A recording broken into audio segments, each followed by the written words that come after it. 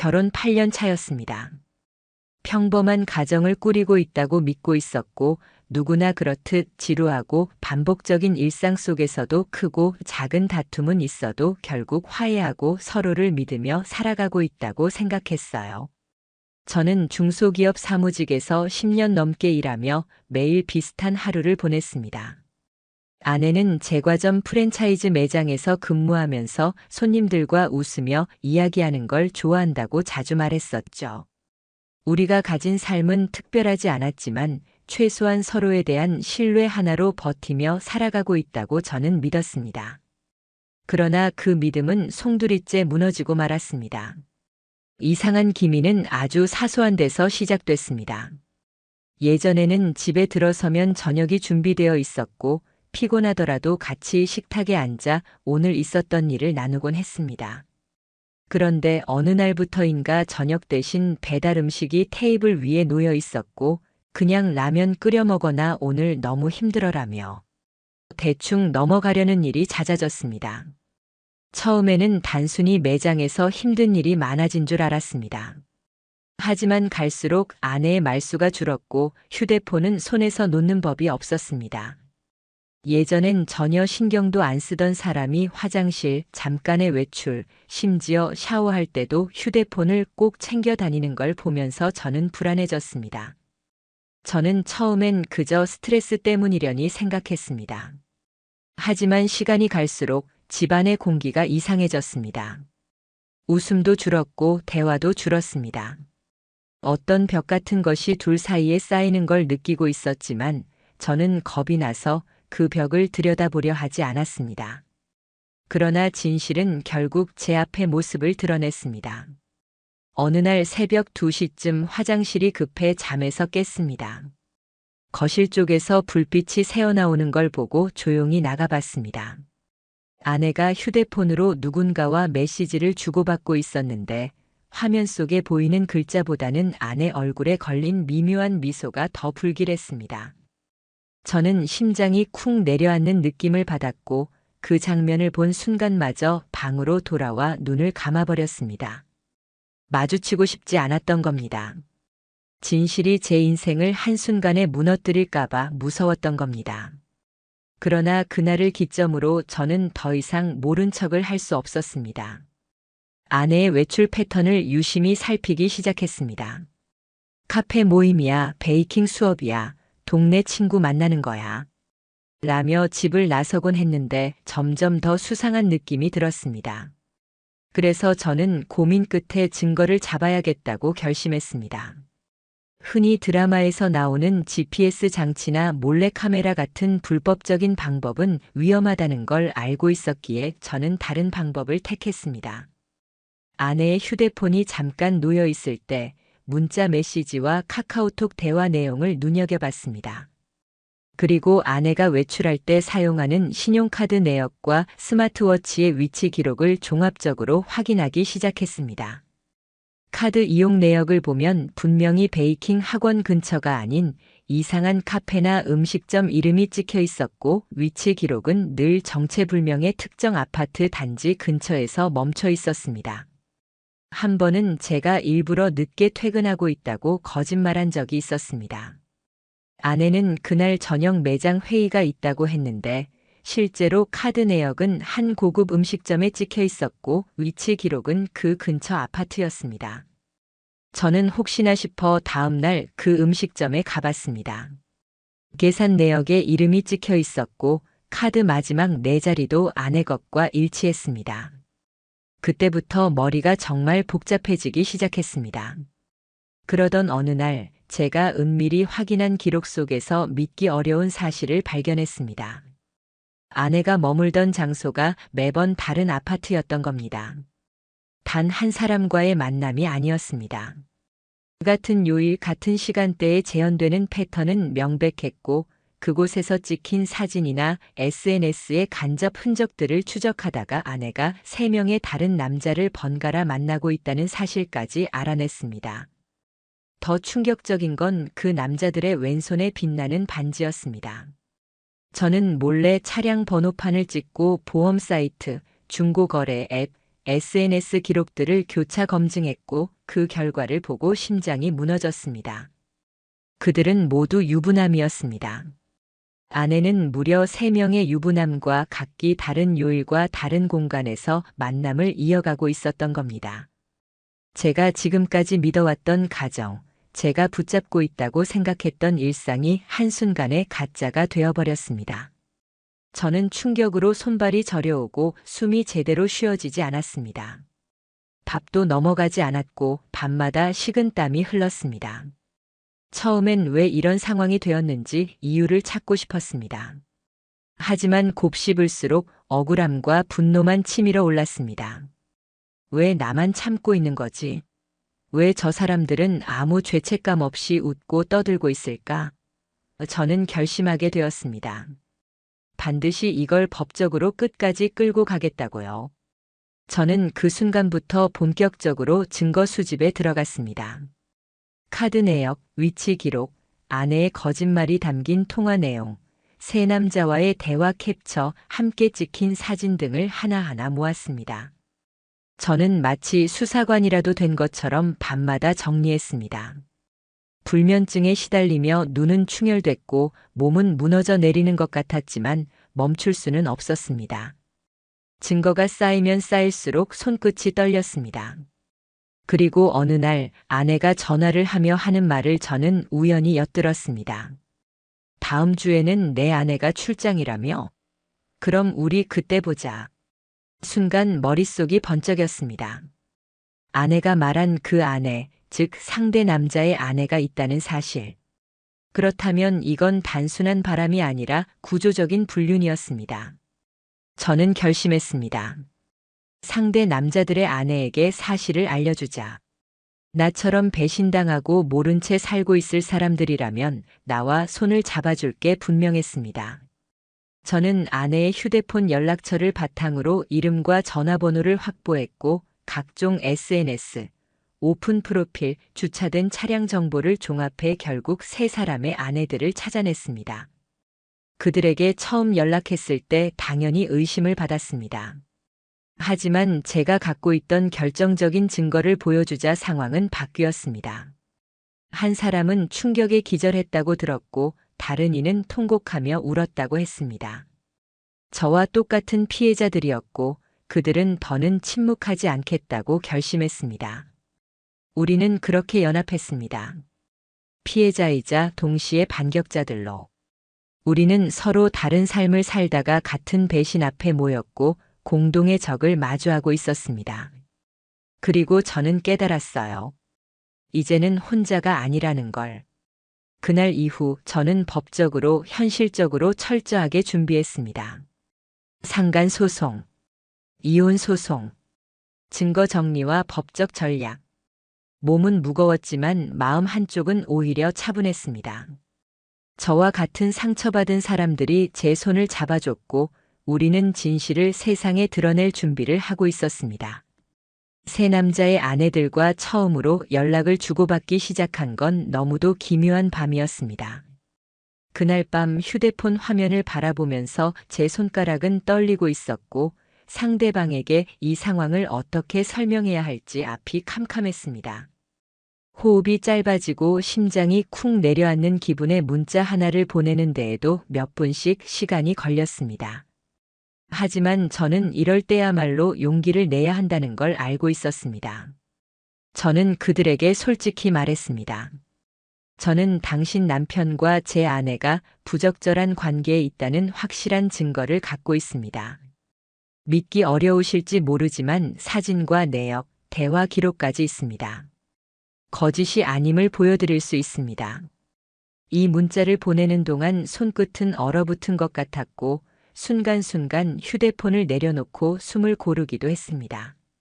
첫 번째로 연락이 닿은 아내는 메시지를 확인하자마자 곧바로 전화를 걸어왔습니다. 수화기 너머에서 들려오는 떨리는 목소리는 충격으로 가라앉은 듯 했습니다. 무슨 소리예요? 지금 장난하시는 겁니까? 그녀의 목소리는 분노와 불신이 동시에 묻어 있었죠.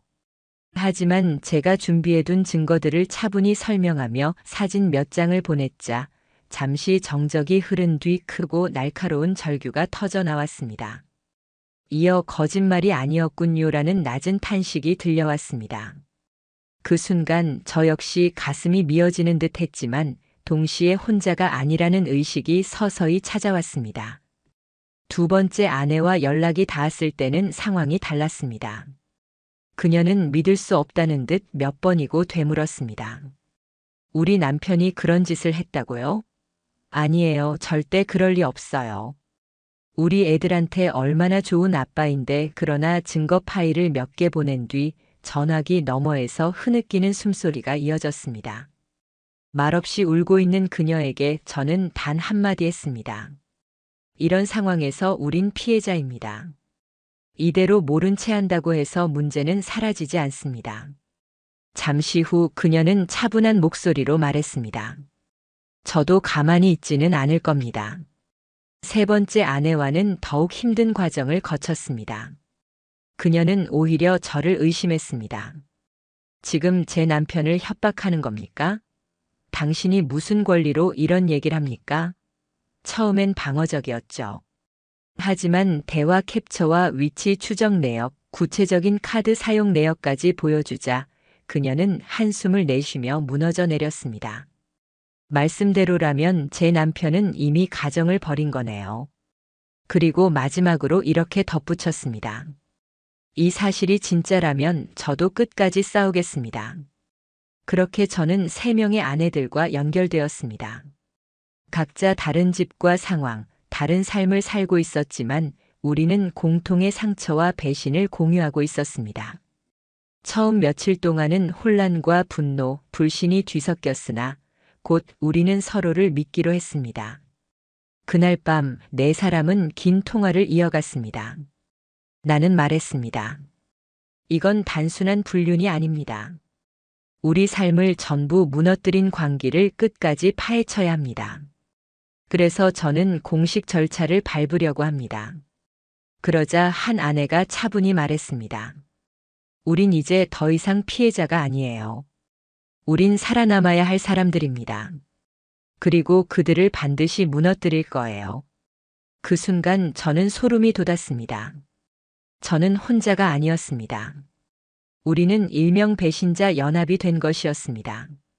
우리는 역할을 나눴습니다. 저는 법적 절차를 준비하고 증거를 정리했습니다. 다른 아내들은 각각 자신의 남편의 행적을 추적해 더 많은 증거를 모았습니다. 카드 사용 내역, 통화 기록, 출장 일정과 맞지 않는 숙박 내역, 지인들이 목격한 정보까지 하나씩 모았습니다. 세상의 퍼즐 조각처럼 흩어져 있던 것들을 하나로 모으니 그들의 이중 생활이 완벽히 드러났습니다. 그 결과물은 너무도 충격적이었습니다. 월요일에는 첫 번째 남자의 아파트, 수요일에는 두 번째 남자의 회사 근처 호텔, 금요일에는 세 번째 남자의 집에서 불과 몇 블록 떨어진 카페. 그들은 아내라는 존재가 있는데도 아무렇지 않게 이런 만남을 반복했고 그 흔적은 차근차근 쌓여 하나의 거대한 증거군처럼 우리 앞에 놓였습니다. 저는 변호사 사무실을 찾았습니다. 사실 상담을 받으러 들어갔을 때조차 손이 떨려 제대로 서류를 꺼내놓을 수도 없었습니다. 하지만 변호사는 제가 제출한 자료들을 차근차근 검토한 후 고개를 끄덕였습니다. 충분합니다. 혼인 파탄의 명백한 원인이 상대와의 부정행위고 그 상대방들은 유부남이라는 사실까지 드러났습니다. 이 정도 자료라면 남편분께 유리하게 진행될 겁니다. 그 말은 제 인생에서 처음으로 법이 저를 지켜준다는 확신을 심어주었습니다. 저는 곧바로 이혼 소송을 접수했고 동시에 3명의 상간남에 대한 손해배상 소송도 제기했습니다. 세 아내 역시 각각의 변호사와 함께 소송을 준비했습니다. 법적 포위망은 빠르게 좁혀졌습니다. 그러던 어느 날 아내가 달라지기 시작했습니다. 평소에는 퉁명스럽고 냉랭하던 태도가 희한하게 부드러워졌습니다. 갑자기 제게 따뜻한 밥상을 차려주고 다정한 목소리로 말을 걸었으며 심지어는 제가 앉으면 등을 주물러 주겠다고 손을 뻗었습니다. 저는 씁쓸하게 생각했습니다. 뒤늦게 안간힘을 쓰는구나. 아내도 뭔가 이상하다는 걸 느끼고 있었습니다. 하지만 그녀는 제가 이미 어디까지 준비했는지는 몰랐을 겁니다.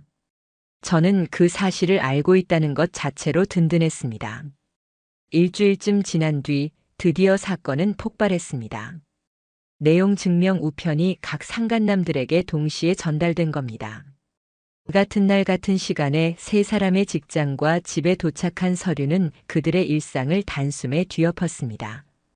내용에는 불륜 증거, 손해배상 청구, 법적 책임 안내가 적나라하게 기록돼 있었습니다. 그 후 들려온 소식은 충격적이었습니다. 한 상간남은 편지 봉투를 읽자마자 손이 떨려 제대로 서 있을 수 없었다고 하고, 다른 이는 화장실에 숨어 몇 시간 동안 나오지 않았다고 합니다. 그리고 마지막 한 명은 직장에서 쓰러져 응급실로 실려갔다고 들었습니다. 문제는 그 직후에 찾아왔습니다. 아내가 제 책상 서랍 속 문서를 몰래 확인해 버린 겁니다. 그 안에는 상간남 소송 자료, 이혼 준비 서류, 증거 목록까지 가지런히 들어 있었습니다. 아내는 그걸 들고 거실에서 절 노려보며 묻더군요. 당신 지금 뭐 하는 거야? 그녀의 목소리는 당황과 분노가 뒤섞인 톤이었습니다. 반성이 아니라 자신이 통제권을 잃었다는 불안이 가득 묻어 있었습니다. 저는 침착하게 말했습니다. 너 지금도 여전히 내가 이 상황을 조종할 수 있다고 생각하니? 제 눈빛은 흔들리지 않았습니다. 그러자 아내는 울분을 터뜨렸습니다. 잠깐 흔들린 거였어. 그 사람들이랑 진심이었던 거 절대 아니야.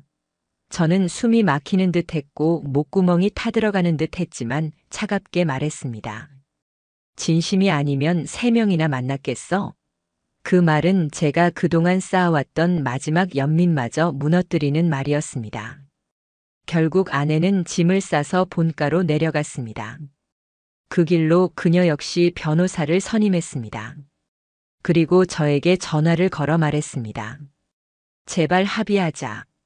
더 복잡하게 이야기 만들지 말고 깔끔하게 이혼만 하자. 그러나 저는 응하지 않았습니다. 왜냐고요? 그렇게 하면 이 모든 더러운 진실이 깨끗한 종이 한 장으로 덮여버릴 테니까요. 저는 절대 그렇게 두고 싶지 않았습니다. 그날 밤 저는 증거 서류를 다시 펼쳐놓고 마음을 다잡았습니다. 그리고 속으로 되뇌었죠. 이 싸움은 이제 시작이다. 나는 결코 물러서지 않을 것이다. 법은 내 편이고 피해자는 바로 나다. 끝까지 가겠다.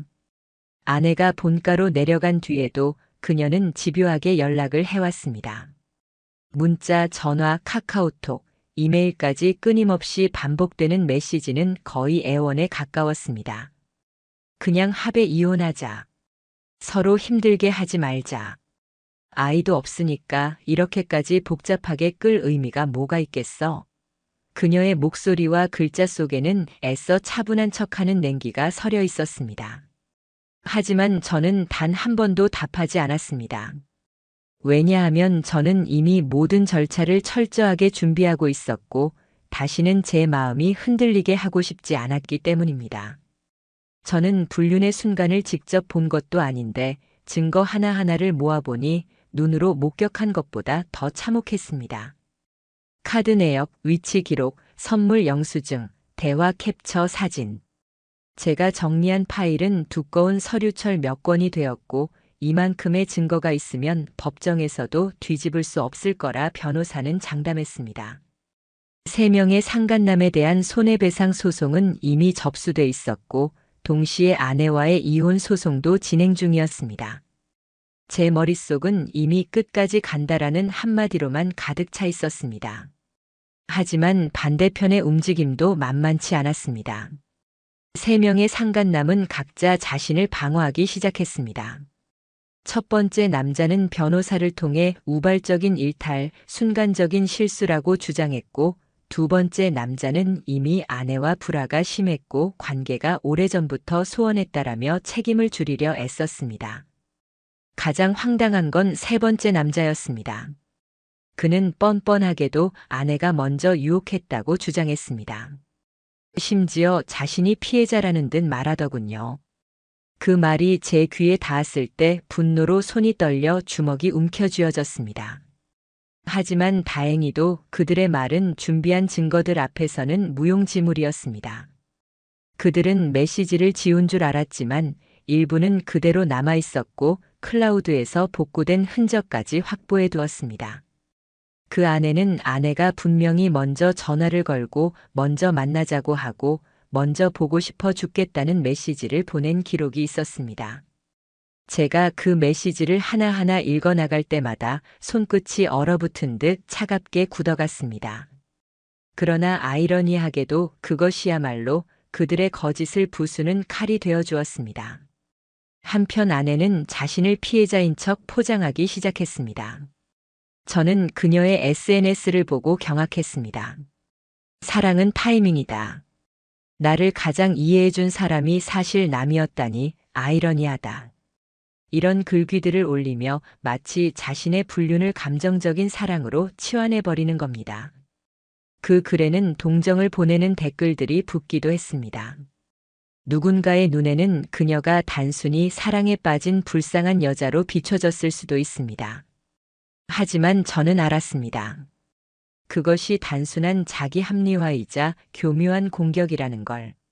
제게는 칼을 휘두른 배신이었고 사람들에게는 눈물 젖은 로맨스로 포장된 거짓이었습니다. 더 황당한 건 그 다음이었습니다. 아내가 저를 명예훼손으로 고소한 겁니다. 이유는 이랬습니다. 배우자의 동의 없이 휴대폰을 열람했고 사진과 대화 내용을 제3자에게 유포했다. 제 손에 든 증거들이 이제는 거꾸로 저를 향한 칼이 된 셈이었습니다.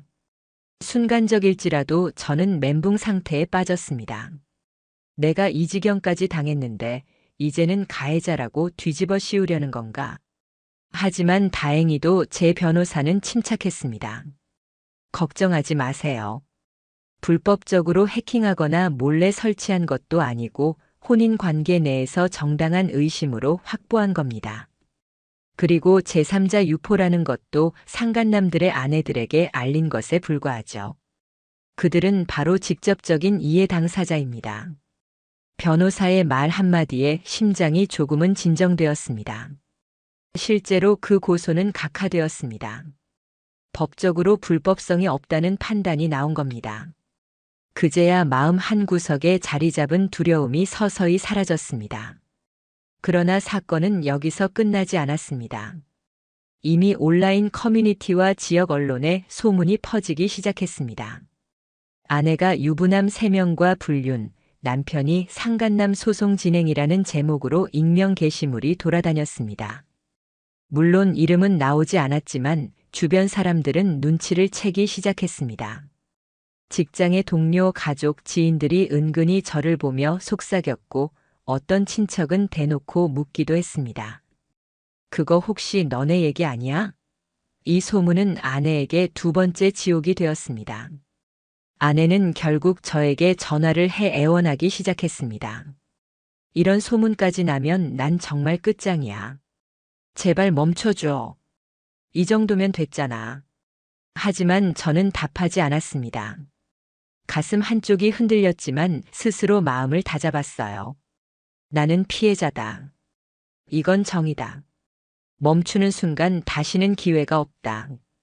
저는 흔들리지 않았습니다. 한편 상간남들의 집안에도 지옥이 찾아왔습니다. 첫 번째 남자의 아내는 이미 별거에 들어갔고 3명의 자녀에 대한 양육권과 친권을 전부 요구하며 강력한 태도를 보였습니다. 회사에서도 성추문에 연루된 직원이라는 낙인이 찍혔습니다. 결국 그는 스스로 사표를 냈다는 얘기를 들었습니다. 2번째 남자는 집에서 쫓겨나 지인의 원룸이나 차에서 생활한다는 소문이 돌았고 결국 직장에서도 더 이상 못 버티고 퇴직하려 한다는 말이 들려왔습니다. 3번째 남자는 억울하다며 발버둥쳤지만 그의 아내는 강경했습니다. 마침내 가정은 파탄났고 그는 양육권도 재산도 잃었습니다. 저는 그들의 소식을 들으며 묘하게 씁쓸한 웃음을 지었습니다. 그들이 괴로워하는 걸 보며 사이다 같은 통쾌함보다는 허망함이 더 크게 몰려왔습니다. 하지만 동시에 확실히 느꼈습니다. 적어도 정의는 천천히라도 작동하고 있다는 사실을요. 그 과정에서 저는 제 삶을 하나하나 회복해 나가기 시작했습니다. 재산 분할 협상을 진행했고 다행히 집은 전적으로 제 명의라 지킬 수 있었습니다. 예금 통장은 법에 따라 반반으로 나눴고 아내의 불륜이라는 혼인 파탄 책임이 명백했기 때문에 위자료는 제가 요구한 전액이 인정되었습니다. 그녀는 마지막으로 저에게 부탁했습니다. 부모님께만은 말하지 말아줘. 엄마 아빠까지 알면 난 정말 못 살아. 하지만 그때 저는 씁쓸하게 웃을 수밖에 없었습니다. 그녀의 부모님은 이미 소식을 들었고 오히려 저의 어머니가 제게 이렇게 말했으니까요. 말로 위로할 순 없지만 내가 잘못한 게 아니라는 것만 잊지 마라. 저를 향해 조용히 등을 토닥이는 어머니의 손길에서 저는 눈물이 쏟아지려는 걸 겨우 참아냈습니다. 아내는 끝났습니다. 아니, 그녀의 삶 그 자체가 무너지는 건 이제부터 시작이었습니다. 저는 발걸음을 멈추지 않았습니다. 왜냐하면 정의는 아직 끝까지 이루어지지 않았으니까요. 법정 첫 출석 날이 다가왔을 때 제 심장은 귀 옆에서 북소리처럼 울리고 있었습니다. 저는 대기실 의자에 앉아 두꺼운 서류철을 가방에서 꺼내 다시 한번 검토했습니다. 수십 번은 훑어본 자료들이었는데도 결코 마음이 가라앉지 않았습니다. 그때 문이 열리며 낯설게 차려입은 아내가 들어왔습니다. 흰색 블라우스에 깔끔한 검정 정장을 입고 얼굴엔 거의 색조를 하지 않은 듯한 연한 화장을 하고 있었습니다. 평소의 화려한 모습과 달리 거의 낯빛은 창백해 보였고 눈에 띄게 초조해 보였죠. 그녀는 제 앞을 지나치며 한참 동안 저를 빤히 쳐다보다가 낮고 떨리는 목소리로 말했습니다. 정말 이렇게까지 해야겠어? 저는 입을 열지 않고 고개만 단호히 끄덕였습니다. 그 순간 그녀의 입꼬리가 아주 미세하게 떨리며 내려앉았습니다. 이혼 소송의 핵심은 책임 소재였습니다. 아내 측은 변호사를 통해 정신적으로 불안정한 상태에서 잘못된 선택을 했고 남편도 부부관계의 소홀에 책임이 있다며 쌍방과실을 주장했습니다. 그러나 저와 세 상간남들의 배우자가 제출한 자료 앞에서 그 논리는 힘을 잃었습니다. 기록된 카드 사용 내역, 사진, 메시지 기록, 위치 추적 결과, 그리고 무엇보다 세 명이 모두 유부남임을 뻔히 알면서도 관계를 이어간 정황은 아내 측 주장을 무너뜨리기에 충분했습니다. 결정적 순간은 상간남 중 한 명이 증언대에서 자백했을 때였습니다. 그는 고개를 숙이고 맞습니다. 저도 유부남임을 알면서 관계를 이어갔습니다. 감정적으로 휘말렸고 잘못했습니다. 라며 사실을 인정했습니다. 방청석은 수군거림으로 가득 찼고 제 손끝은 차갑게 식어갔습니다. 판사의 표정은 무표정했지만 그의 자백은 돌이킬 수 없는 결정타였습니다. 재판부는 판결에서 이렇게 말했습니다. 혼인 파탄의 명백한 책임은 피고인 아내에게 있습니다. 원고 남편이 입은 정신적 피해는 크다고 판단되며 피고는 위자료 5천만 원을 지급하십시오. 또한 상간남 3명은 각각 원고에게 2천만 원씩 배상할 것을 명령합니다. 저는 그 순간 숨을 크게 들이켰습니다. 이것이 정의인가 복수인가 알 수 없었지만 최소한 저의 억울함이 법적으로 인정받는 순간이라는 사실은 분명했습니다. 오랫동안 지고만 살았던 무게가 조금은 내려가는 느낌이었습니다. 법정에서 바라본 상간남들의 얼굴은 제각기 달랐습니다. 한 명은 얼굴이 낯빛으로 질려 있었고 또 한 명은 손수건으로 이마에 땀을 닦으며 고개를 숙이고만 있었습니다. 마지막 한 명은 끝까지 저를 노려보다가 이걸로 당신이 행복하면 좋겠습니다. 라고 했습니다. 저는 차갑게 미소 지으며 대답했습니다. 행복하지 않습니다. 하지만 정의는 지켰습니다. 그 말에 그의 어깨가 툭 떨어지듯 무너져 내렸습니다. 재판의 결과는 곧 현실로 다가왔습니다. 첫 번째 상간남은 결국 아내와의 이혼이 확정되었고 가장 노릇을 하지 못했다는 이유로 회사에서 곧바로 사직 압박을 받아 퇴직했다고 들었습니다. 두 번째 상간남은 직장에서의 추락이 빠르게 진행되었습니다. 회사 차원에서 이미지 때문에 그를 두고 볼 수 없었고 명예퇴직이라는 이름으로 내몰렸습니다. 세 번째 상간남은 끝까지 억울하다 주장하며 버텼지만 그의 아내는 이미 변호사와 함께 단호하게 이혼 소송을 진행 중이었고 결국 그는 모든 신뢰를 잃었습니다.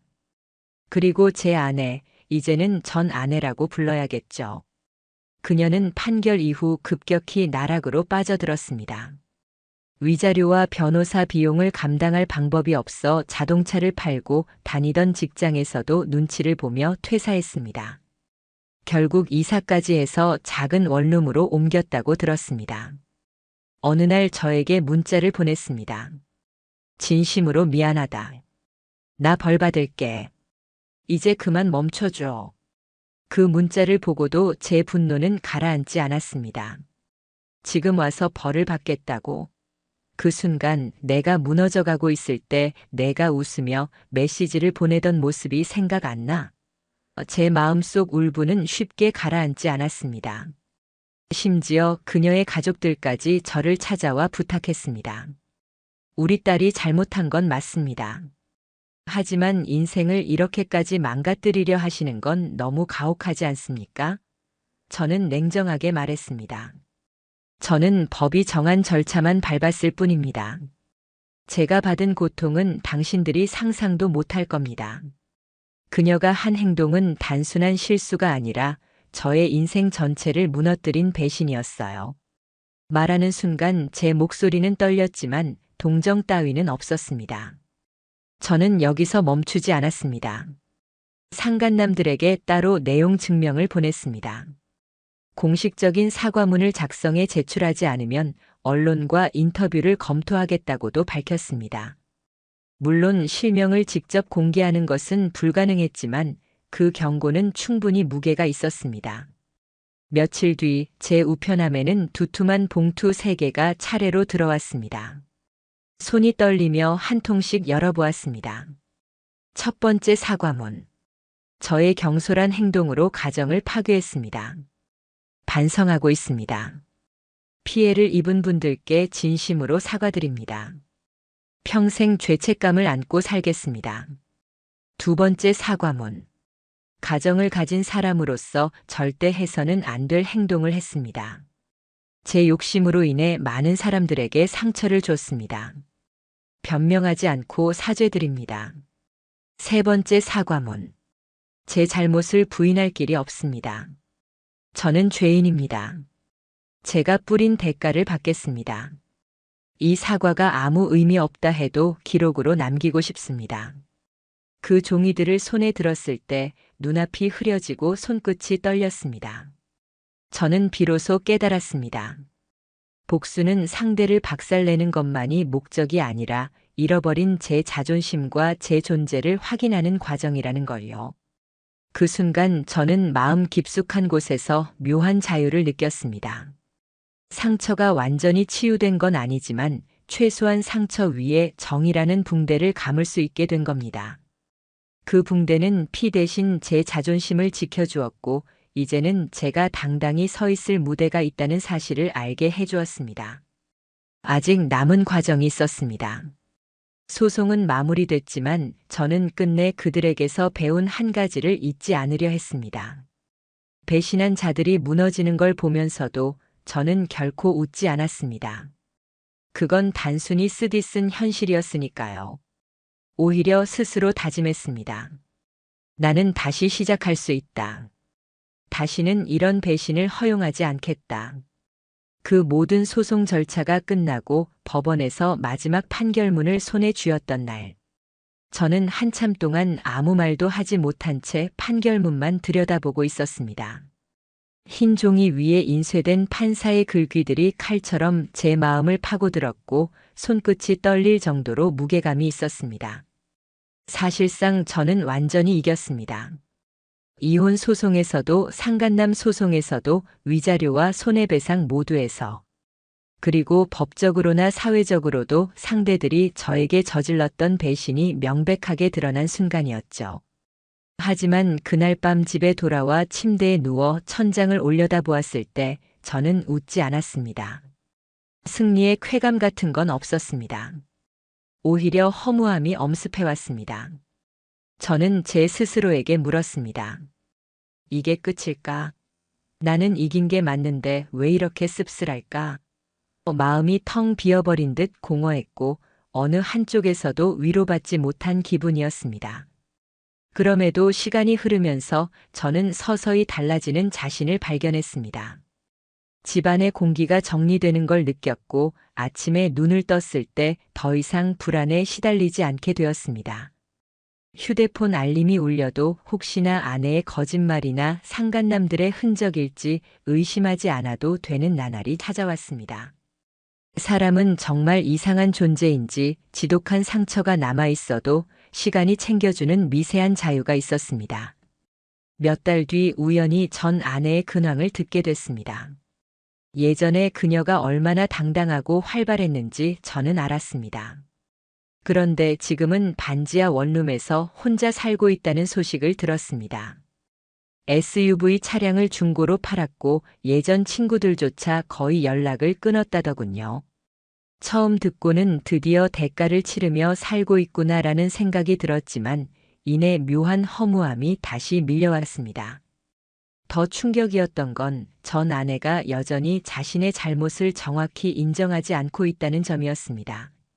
주변 사람들에게 원래 결혼 생활이 행복하지 않았고 남편이 나를 이해해주지 않았다.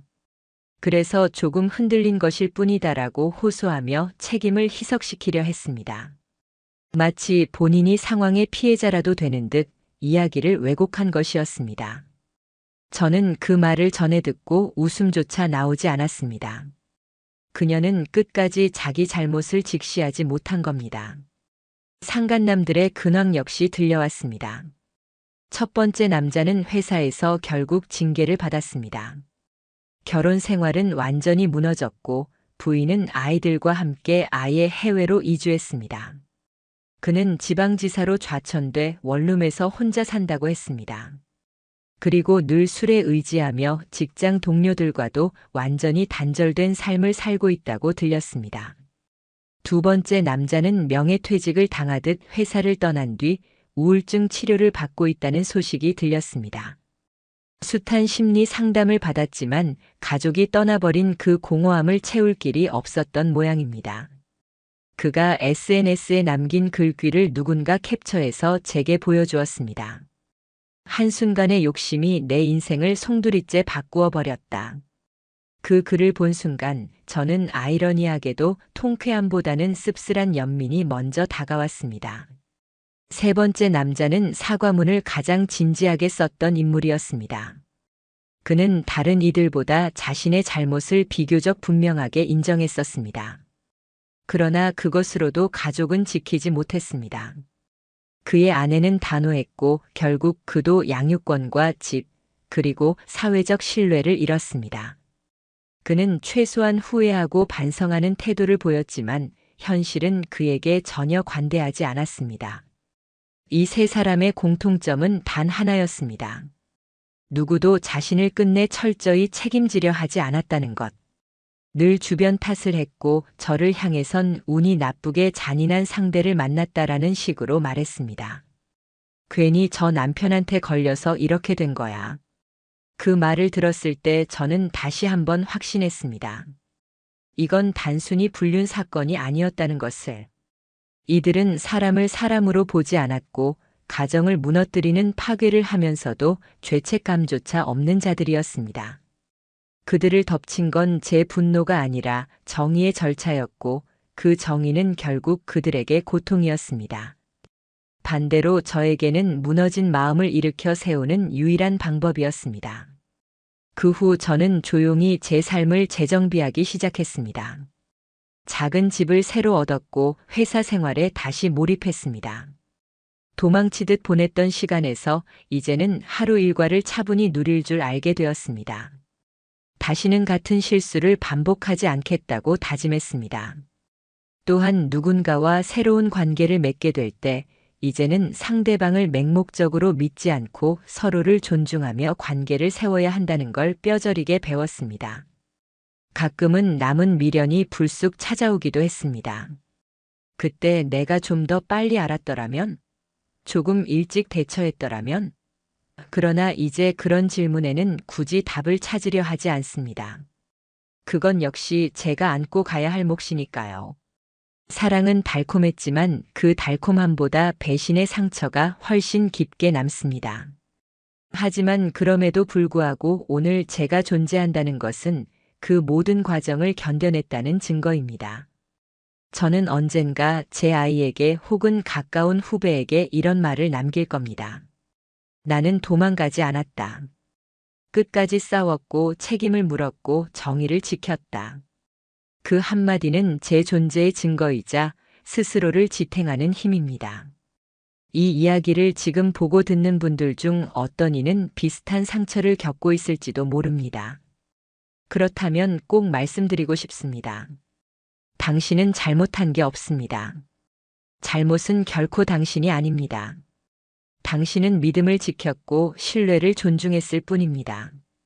잘못은 그 믿음을 짓밟은 자들에게 있는 겁니다. 그리고 시간이 걸리더라도 절대 잊지 마십시오. 배신한 사람은 결국 무너집니다. 배신당한 이들은 무너지지 않습니다. 이제 그들은 각자의 방식으로 무너져가고 있습니다. 전 아내는 외면당하고 잊히고 있으며 상간남들은 바닥에서 허덕이고 있습니다. 반대로 저는 여전히 하루하루 제 삶을 쌓아가고 있습니다.